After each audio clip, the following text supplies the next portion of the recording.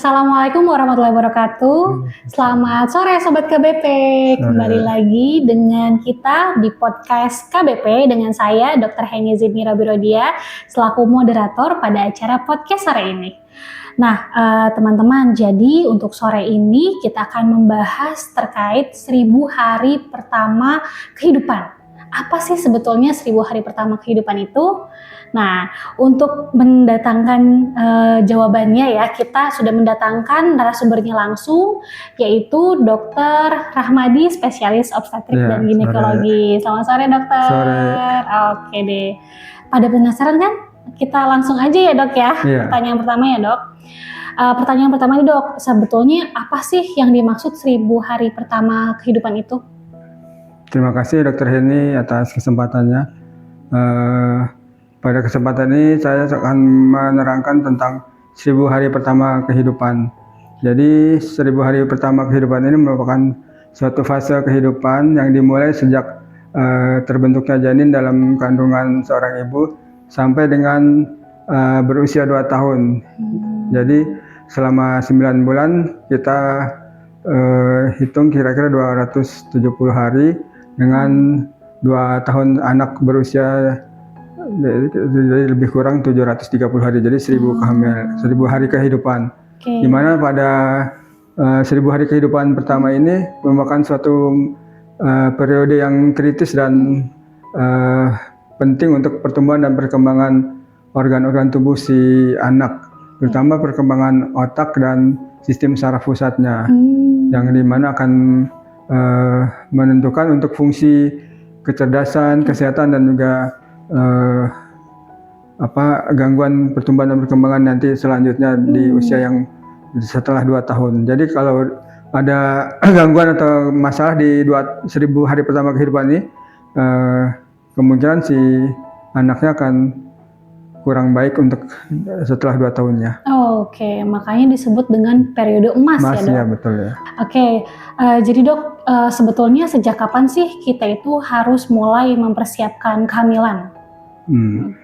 Jadi setiap wanita yang telah berencana dan akan menikah sebaiknya mulai melakukan persiapan kehamilan atau prakonsepsi, dimulai dari sejak mungkin sebelum menikah, memeriksakan diri ke dokter untuk mencari apakah ada faktor-faktor yang menghambat untuk atau dari kelainan atau masalah gizi atau masalah penyakit yang dialaminya, misal penyakit bawaan atau dia ada anemi atau defisiensi zat gizi yang lain-lainnya, biar nanti kehamilannya tidak ada masalah atau gangguan untuk pertumbuhan perkembangan bayinya. Oke, jadi sebelum hamil ya dok, sebelum malah hamil kita harus siap-siap. Untuk itu. Jadi kita harus siap-siap nih kalau emang ada perencanaan kehamilan mulai dari awal ya dok. Baik, nah kemudian apa aja sih dok yang harus kita persiapkan nih ibu-ibu, calon ibu ya yang ingin dipersiapkan agar janinnya ini tumbuh optimal dok? Biasanya kalau setiap wanita pasti mungkin ada status kesehatan atau status gizinya yang kita nilai untuk persiapan kehamilan.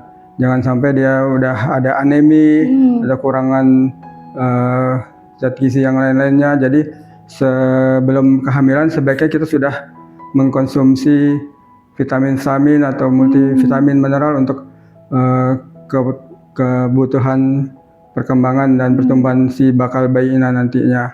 Jadi mulai dari sebelum kehamilan biasanya sudah 3 bulan kita sarankan untuk minum paling enggak zat besi atau asam folat atau minum susu untuk memenuhi kebutuhan kalsium atau zat-zat gizi mineral yang lainnya yang untuk berguna untuk pertumbuhan dan perkembangan si bayinya. Jadi mulai 3 bulan sebelum perencanaan itu harus sudah mulai minum asam folat ya dok ya? Pantesan dok, jadi kalau kita periksa mau menikah nih, kita Iya. biasanya disuruh sama KUA-nya itu pemeriksaan kesehatan dok di Iya, puskesmas betul, gitu ya. iya. Jadi emang tujuannya untuk cek ya dok ya, Iya. HB-nya berapa, gimana persiapannya. Oh jadi gitu sobat, kita harus mempersiapkan itu bahkan dari awal ya dok ya, sebelum Iya, nikah betul, itu ya. sendiri. Oke. Kemudian dok mau tanya lagi. Kalau selama kehamilan nih, jadi misalkan proses kehamilannya sedang berlangsung, hal apa saja yang harus kita perhatikan, ibu-ibu perhatikan itu dalam proses kehamilannya, biar janinnya itu tumbuhnya secara optimal. Setelah hamil, seorang ibu sebaiknya dia melakukan pemeriksaan kehamilannya secara teratur di tenaga kesehatan yang terdekat. Tidak mesti harus ke dokter, bisa ke bidan terdekat, puskesmas atau minimal ke posyandu. Kalau untuk pemeriksaan ke dokter disarankan sebaiknya minimal 6 kali dan selama periode kehamilan 9 bulan, di mana setiap 1 trimester ada frekuensinya. Yang trimester pertama sebaiknya 1 kali untuk mengetahui kehamilannya, apakah dia kehamilannya intrauterin atau ekstrauterin. Pada kehamilan trimester kedua disarankan 2 kali pemeriksaan untuk mendeteksi adakah kelainan-kelainan bawaan atau cacat di bayinya. Trimester ketiganya pemeriksaan kehamilan lagi oleh dokter sebaiknya 3 kali untuk bisa menentukan nanti persalinannya di mananya. Insya Allah dengan mengikuti aturan yang sudah ditentukan ini mudah-mudahan kehamilan dan persalinannya berjalan dengan aman dan lancar, tidak ada gangguan untuk ibu dan bayinya. Oke, itu dengar-dengar sobat KBP. Jadi untuk ibu hamil itu harus rutin ANC, Ya, tidak harus ke dokter spesialis, tapi bisa ke bidan, bisa ke posyandu seperti itu. Di trimester 1 kali dok. 1 kali minimal. Trimester 2 kali. Ya. Untuk trimester 3 kali.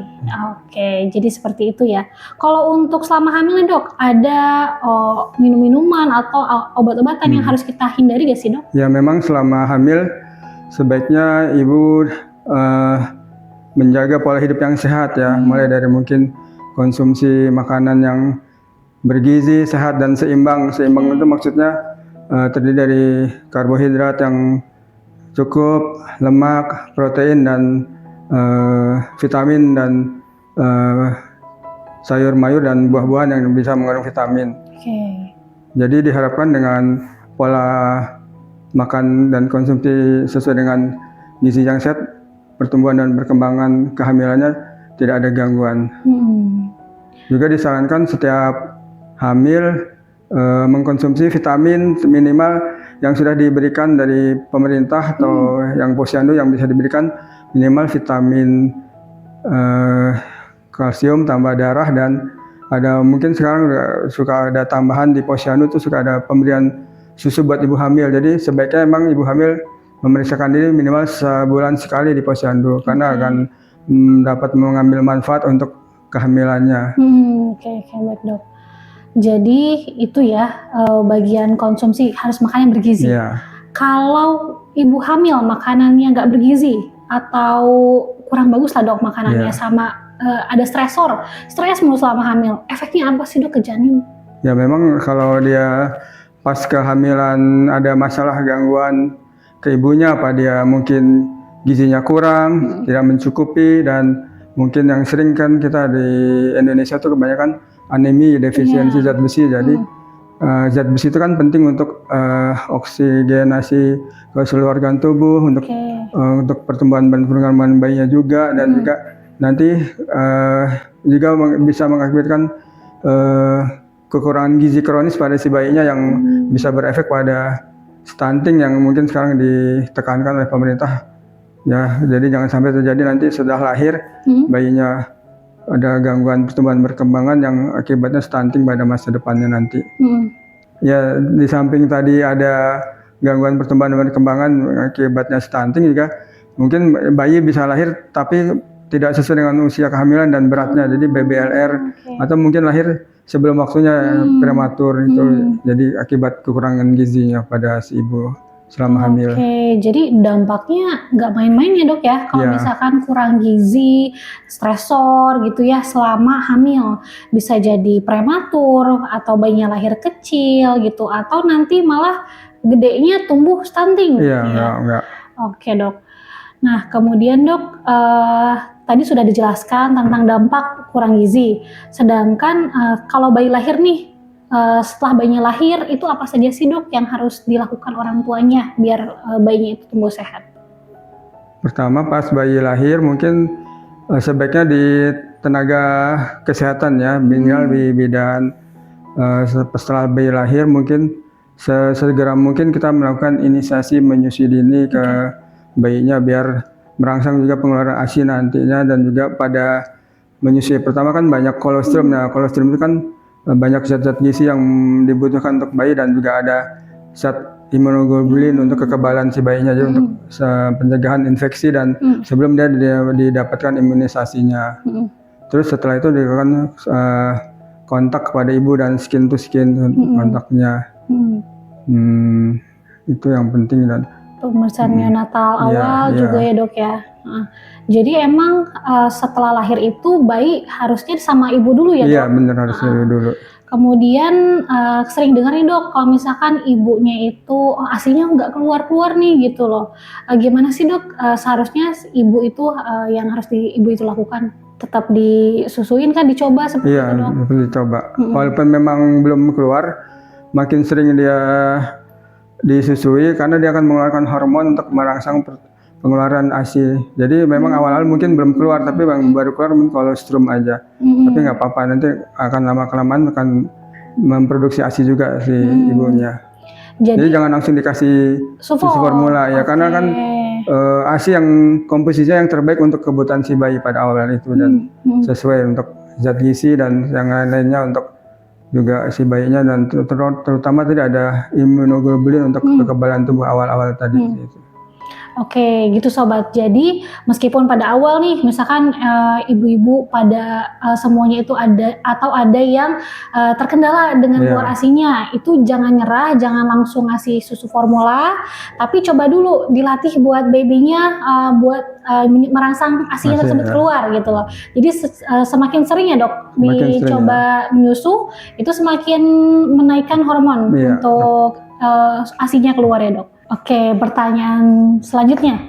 Nah dok, saya mau nanya nih, sebetulnya kenapa sih bayi-bayi itu pada masa tumbuhnya harus distimulasi sama pertumbuhannya itu harus dipantau terus? Setelah bayi lahir kan si organ-organ tubuh masih berkembang dan masih akan bertambah untuk fungsi-fungsinya. Jadi dengan kita melakukan stimulasi rangsangan itu akan makin membuat baik organ tubuhnya, terutama otaknya si bayi. Dan stimulasi kan berperan untuk pertumbuhan dan perkembangan otak bayi, terutama motoriknya, sensorik dan emosionalnya. Jadi kita bisa melakukan stimulasi dengan cara berkomunikasi, diajak bicara atau diajak tersenyum bayinya, dia dengan rangsangan sentuhan, dengan dipeluk, didekap, dikasih sayang, atau didengarkan penglihatan, misalkan kita dengan permainan-mainan yang berbunyi, dan itu biar merangsang pendengaran, dan itu juga otomotoriknya dengan apa dia yang menggenggam mainan atau mungkin yang warna-warna, biar dia visualnya juga sensoriknya dan visualnya jadi tumbuh dan berkembang sesuai dengan kebutuhan nantinya. Jadi semua harus dirangsang, jangan cuman itu yang satu sensorik atau motoriknya, tapi visual semua juga biar untuk tumbuh kembangnya baik nantinya. Seluruh indera ya, jadi sobat, karena memang masih berkembang. Iya, masih tumbuh dan berkembang. Jadi nanti apakah anaknya cerdas atau bagaimana itu tergantung rangsangan yang diberikan saat masa 1000 hari kehidupan ini ya dok. Nah dok, sebetulnya apa sih tantangan terbesar yang paling sering dihadapi para orang tua dalam menjalani 1000 hari pertama kehidupan ini dok? Mungkin masih banyak mungkin yang belum memahami dan mengerti apa arti 1000 hari pertama kehidupan ya pada manusia. Mungkin harus ditekankan dulu pengertiannya dan pentingnya masa 1000 hari pertama kehidupan ini. Jadi harus ada informasi mungkin dari kader atau posyandu yang mementingkan ini, dan juga dari pasangan atau yang sudah menikah harus aktif juga bisa mencari informasi, kan sudah banyak sekarang bisa dicari di di website atau di mana kan bisa mencari tentang 1000 kehidupan. Di Instagram juga banyak. Iya, di Reels jadi nanti biar setelah sudah ada benar dia hamil, dia bisa mempersiapkan untuk tumbuh kembang si bakal bayinya dan anaknya nanti ke depannya. Oke. Kemudian untuk dokter sendiri nih sebagai dokter spesialis obgyn, harapan dokter apa sih untuk para orang tua nantinya agar lebih peduli terhadap masa emas ini? Karena saya di kebidanan, jadi saya lebih menekankan ke ibunya ya. Jadi setiap ibu yang bakal calon bayinya nanti sebaiknya dia sudah mengerti apa itu 1000 hari pertama kehidupan, dengan udah tahu risiko dan apa gunanya untuk kepentingan si bayinya. Jadi dia dari awal udah mempersiapkan untuk kehamilannya, mungkin dengan mengkonsumsi vitamin, zat besi, asam folat, atau mungkin kalsium untuk persiapan kehamilannya dan zat-zat gizi yang lain. Jadi jangan sudah hamil baru dia minum vitamin, itu bisa terlambat. Itu yang pertama. Yang kedua, dia mungkin setelah hamil nanti dia harus memeriksakan kehamilan sesuai dengan yang saya anjurkan tadi, minimal 6 kali, nggak selama 9 bulan ini, dan juga harus mengkonsumsi makanan yang bergizi, sehat dan seimbang sesuai dengan kaidah yang telah kita ketahui, 4 sehat 5 sempurna. Ada karbohidrat, lemak, protein, buah dan sayur. Terus selama hamil ini juga si ibu harus menghindari paparan atau stres dan stresor yang mengganggu pertumbuhan dan perkembangan kehamilannya. Juga jangan mengkonsumsi sembarangan obat atau zat-zat yang berbahaya, yang mungkin kebiasaan yang kurang baik seperti merokok atau minuman alkohol sebaiknya ditinggalkan biar tidak mengganggu ini. Terus setelah bayinya lahir nanti sebaiknya si ibu sudah harus bersedia dan memberikan ASI ke bayinya paling nggak selama 6 bulan seperti ASI eksklusif. Untuk nanti setelahnya baru bisa diberikan makanan pendamping ASI sesuai kebutuhan si bayi. Insya Allah dengan apa yang saya ini kan, mudah-mudahan bayi dan anak yang dilahirkannya menjadi generasi yang sehat, cerdas, dan berkualitas di masa yang akan datangnya. Oke, wah penjelasannya lengkap sekali dan sangat mendetail ya Sobat KBP. Nah jadi dok, mungkin boleh saya bantu simpulkan ya dok dari hasil podcast sore ini. Jadi 1000 hari pertama kehidupan itu dimulai sejak bayi dalam janin ibu sampai bayi lahir dan berusia 2 tahun. Nah pada masa-masa ini disebut masa golden age atau periode emas, karena memang sangat potensial dalam masa tumbuh kembang bayi ke depannya gitu. Di samping itu ada beberapa hal yang memang harus diperhatikan oleh para ibu. Jadi yang pertama harus mulai mempersiapkan masa kehamilannya itu jauh-jauh hari. Bahkan dianjurkan oleh dokter Rahmadi tadi 3 bulan.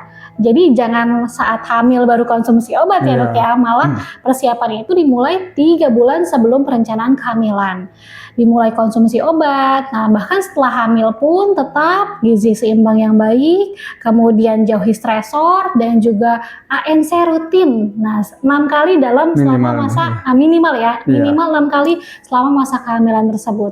Dan terakhir setelah bayi lahir gitu ya, kita upayakan untuk memberikan bayi yaitu ASI eksklusif selama 6 bulan. Dilanjut MPASI ya dok.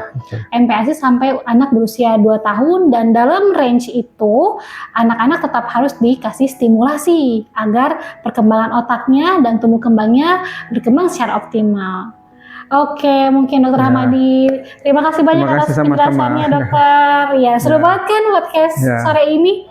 Oke, untuk itu kita tutup untuk podcast sore ini. Terima kasih Sobat KBP, terima kasih Dokter Rahmadi atas penjelasannya.